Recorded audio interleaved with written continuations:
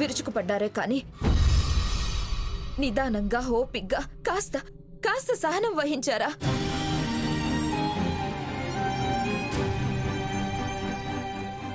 అమ్మా సీత, ఏంటిది అని అడగాల్సిన అమ్మమ్మ సీత అని అరిచి భయపెట్టి ఏంటి నీచం, ఏంటి ముదనష్టం, ఏంటి దుర్మార్గం అని అందే. మన కోసం అక్క ఎంతో చేసింది, అది మర్చిపోయి వదినా ఏంటి నువ్విలా అని నువ్వు అడగలేదు. అర్ధాంగి అని గర్భవతి అని కూడా మరిచి బావ ఏకంగా చెయ్యి చేసుకున్నాడు. 100 మంచి పనులు చేసిన ఒక్క తప్పు ఆ మంచితనాన్ని తుడిచేస్తుందా బావా? ఏయ్, అంటే ఏమిటి మాట్లాడేది? వచ్చేసింది అసలు తప్పే కాదంటావా? కాదు, కానే కాదు.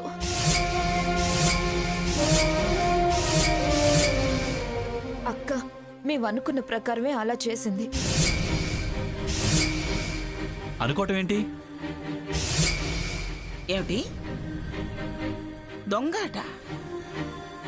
దొంగాట మీ అక్క చెల్లెలిద్దరు బంగారు షాపులో ఆడుకున్నారా? మా అక్క చెల్లెళ్ళ మధ్య ఇలాంటి సరదాలు సంఘటనలు చాలా జరిగేవి.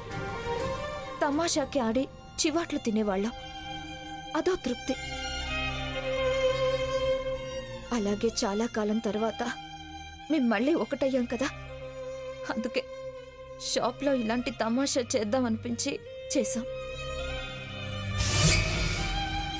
కానీ అది నిజమని, అక్క కావాలని చేసిందని మీరు అపార్థం చేసుకుని ఆవేశపడ్డారు. తమాషాలకి ఇలాంటి పనులు కూడా చేస్తారా అమ్మా? తమాషాలకి అలాంటివి ఇలాంటివి ఏంటి తాతయ్య? అంతేలే. ఈ చివాట్లు తినే తమాషాలేమిటి? అదే తృప్తి అని ఇందాక చెప్పింది కదా. మాట్లాడవేమక్క? నువ్వు చెప్పావుగా. ఏమిటో అనవసరంగా మాతో తిట్టించావు కదా. మీ తిట్లు నాకు దేవిల్లే అమ్మమ్మ గారు. ఎంతైనా సీతే.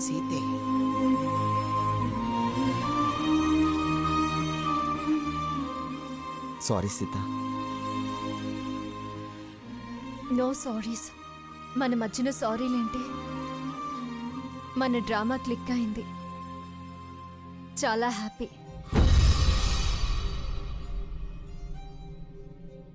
నేను సాకేత్ వీడియో అనుకున్నాను, బతికించా. మేమంతా పొరపాటు పడ్డామమ్మా. తాతయ్య వదిలేసేయండి. ఇంకా మనం ఇలాగే మాట్లాడుకుంటుంటే అక్క బాధపడుతుంది. స్వర్ణ, అసలు ఇదంతా బావా ఇక వదిలేయండి. రా మనం బయటికి వెళ్దాం. రా.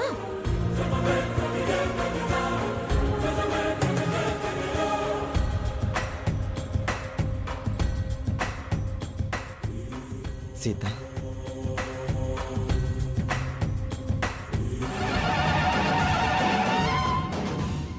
ఇక మేము వెళ్ళొస్తాం. మళ్ళీ రావాల్సిన అవసరం పడదనుకుంటాను ఎస్ఐ గారు. ఇది పిఠాపురం వారి నివాసం. మాలో అలాంటి దుర్మార్గులు ఎవరూ లేరు. సాకేత్ అని తెలిస్తే తట్టుకోలేరమ్మమ్మ గారు. హంతకుడు దొరికేంత వరకు రాక తప్పదు. తప్పు చేసిన వాళ్ళు ఖచ్చితంగా పొరపాట్లు చేస్తారు. ఏదో ఒక ఆధారం వదిలే వెళ్ళిపోతారు.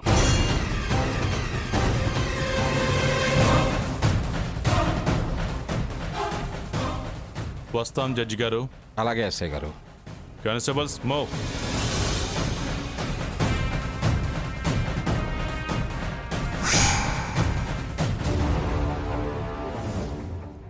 ఏంటి బావా ఇది?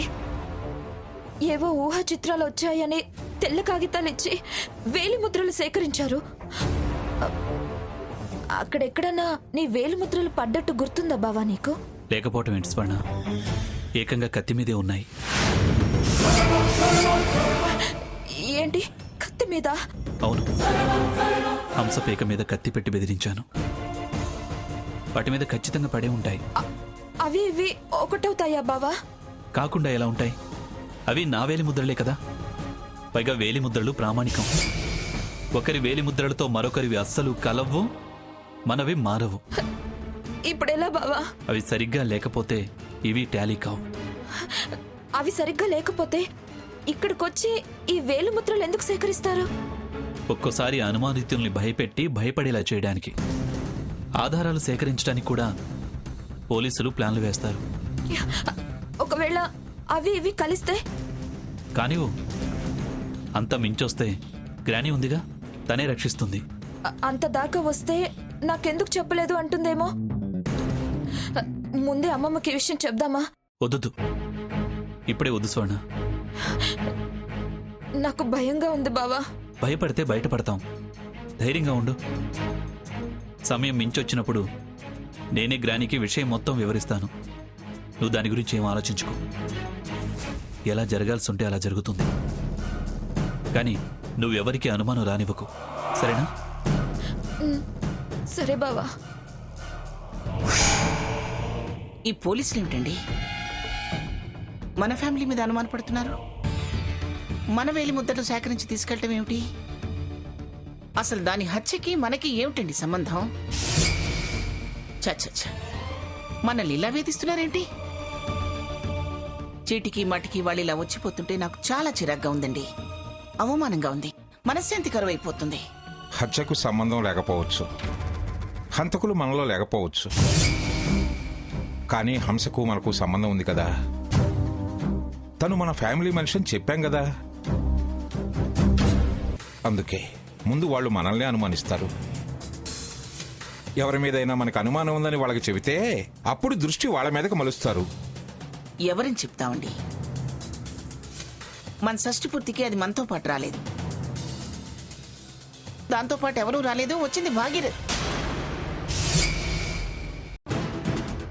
అవునండి, తనతో పాటు వచ్చింది భాగీరథి కదా.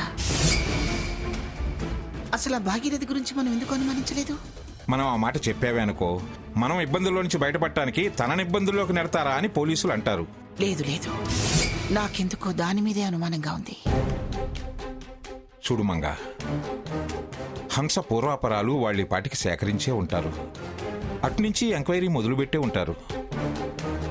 ఇప్పుడు పేరు చెప్పి మనం ఎందుకు పాపం మూట కట్టుకోవటం? పాపాత్మురాలి గురించి చెప్తే పాపం ఏమిటండి? ఒకవేళ అదేం తేలితే పుణ్యమేగా. మనకి టార్చర్ ఉండదు. నిజమే గాని నువ్వు అనవసరమైన ఆలోచనలు చేయకు మంగా. దాని గురించి ఆలోచించి ఆరోగ్యం పాడు చేసుకోకు. పోలీసులు వాళ్ళ విధి వాళ్ళు నిర్వర్తిస్తారు. సహకరించటమే మన పని. ఎలా జరగాల్సింది అలా జరుగుతుంది. నువ్వన్నట్టు ఆ భాగీరథి హత్య చేసిందనుకో, తనే శిక్ష అనుభవిస్తుంది. మంగా, ఇవన్నీ ఆలోచించకుండా నువ్వు కాస్త ప్రశాంతంగా ఉండడానికి ప్రయత్నం చేయి.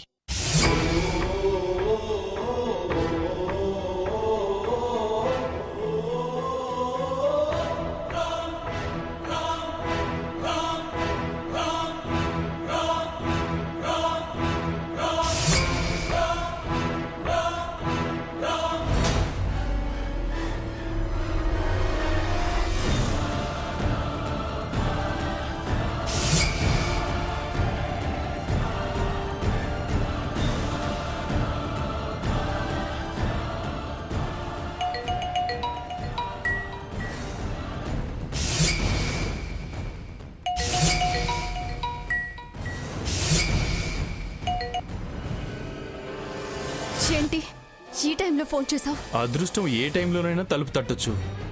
లక్ష్మీదేవి వచ్చి తలుపు తడుతుంటే ఈ టైము ఆ టైం అనొచ్చా? నువ్వు అదృష్టానివా?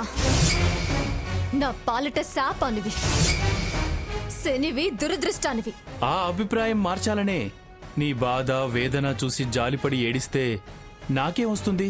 నీకు హెల్ప్ చేసి నేను బెనిఫిట్ పొందాలనే నిర్ణయానికి వచ్చి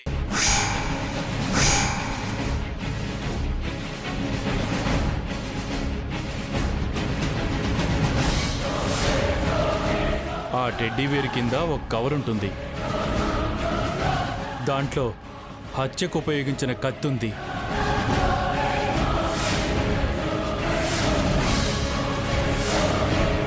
ఆ 2000 ముద్రలు ఒక్కరివే. రిపోర్ట్ కూడా మెయిల్ చేశాను.